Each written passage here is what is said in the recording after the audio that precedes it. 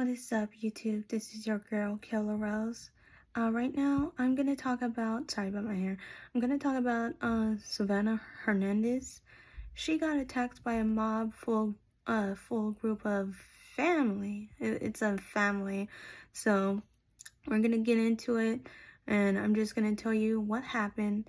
And it's so weird. I haven't seen the whole clip, but I've seen an actual video of them attacking her, and it's her from her point of view. And some of it doesn't have like the stuff that she would put in it, but because of obvious reasons, they actually like blurred the adult toy, obviously. But yes, there is a toy that was involved. So I described it as they would whistle next to her ear, put adult toys near her face, like in front of her face, okay? It was like they were like just wiggling it. And yes, you know exactly what I'm talking about. And I'm just gonna give my statement. I'm gonna show you my opinion on this because this is crazy. It's absolutely insane. She tried to block her face because that young woman was getting close to her.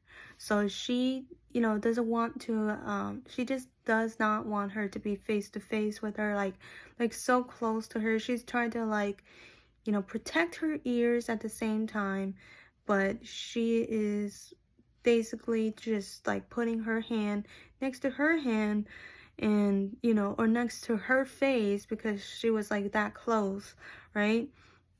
So when she tried to strong arm, like she's trying to like give herself some room because she was so close to her. She was, giving her a little push because she was like literally like right next to her, like shoulder length, like right next to her. And I don't blame her. I would have done the same thing. And so when she tried to do that, the young Karen shoved her, punches Savanah, and the mother proceeded to attack her when the daughter like basically punched her, and she was attacking her, a little bit, of time passed, but the mother came around and attacked her as well. And a little bit time passed, but the dad went behind Savanah and shoved her to the ground. And it was a hard shove, guys. Yeah, a man shoved a young lady to the ground, and he shoved her hard. And the daughter of that family came for round two. She, not only attacked her once, but she was gonna come back and attack her twice. And both of her mother and the daughter fought Savanah. And it was, until people like eventually just grabbed them and tried to separate them too. It was insane. And I think it was the police that separated them. But it was insane. It was so crazy. And then this guy was so obnoxious. I mean, you can already tell the way that he was talking. She tried to play, well, when I say she, he's saying, man, you're playing victim so hard. I'm like, buddy, this lady had been assaulted by a mob, by a group of people. Nobody asked you to intervene. Honestly, I wouldn't even thank him. I'll be like, you know what? I am a victim. Why? Because I've been assaulted. I was only here for getting reports on a protest or something for Turning Point. I'm not involved in Turning Point in any other way, but that's an example. You have a reporter reporting a protest. She wasn't there to harass people. She was there to actively reporting a protest that was happening. Yes, she I think she is involved with Turning Point, but I'm not sure. But if you want to know about it, I'll give you the link of her, not only her profile, but the fight that has happened. And it was insane, guys. It was insane. And no, that is not the only angle and news source or other videos that is covering this. But I wanted to basically share my opinion. And for me, I just don't think that's right. You have to play victim. You know, it's basically giving a scenario where there's a boy who cried wolf, right? So that's not exactly the metaphoric way that you want to describe it, right? Because you're basically saying, oh, you got attacked, walk it off. I mean, but no, it's insane what this guy is saying. He's basically saying that, oh, you went to a protest knowing what's gonna happen, but you're here to harass us anyway, which it's basically giving the justification of having someone assault you from every angle. The mother, the daughter, and the dad basically has reasonable justification to attack her because she's a part of Turning Point USA, or basically an involvement with people who are conservative, who are Republican. They give like basically grounds to assault you, which is so weird. It's so weird and crazy. And that's my opinion. If that's not the case, then definitely share some insight. Tell me why I'm wrong, and I'll definitely share of why I think this way. But I'm trying to basically give you the understanding of what happened. It is so crazy. And she said that she's been there for quite some time. So, for them to basically just let it happen without trying to like stop them right away, it's insane.